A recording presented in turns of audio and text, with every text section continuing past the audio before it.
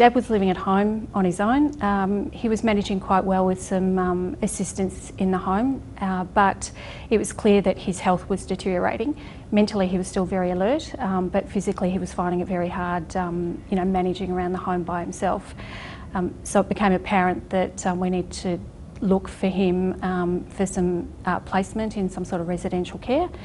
And what we did was we went through the financial advisor just to establish where Dad stood in regard to what he could afford and the sort of facility he could move into.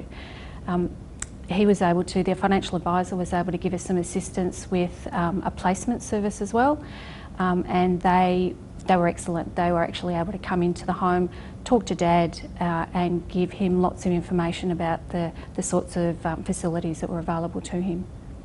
So having established that Dad needed to go into care, the financial advisor worked with both Dad and the placement company to establish just what was going to be required for him to be able to afford to move.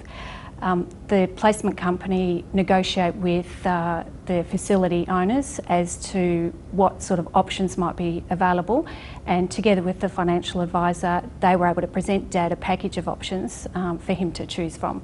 Now for Dad, he elected to sell his house straight away and to pay the accommodation bond up front, but there were certainly other options available to him as well. Once Dad had decided which option he was going to take in terms of paying for the facility, having sold his house, there was still a lump sum amount that was left over.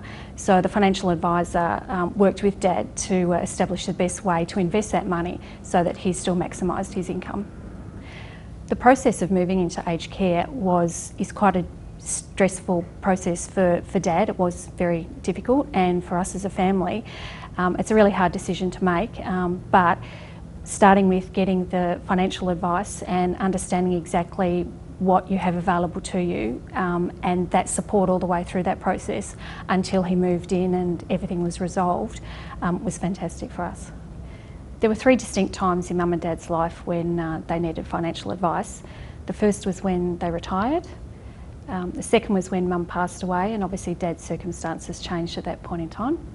And the third time was when Dad moved into aged care. It was really great because the financial advisor kept in touch over the years, so Mum and Dad knew he was available whenever they needed him.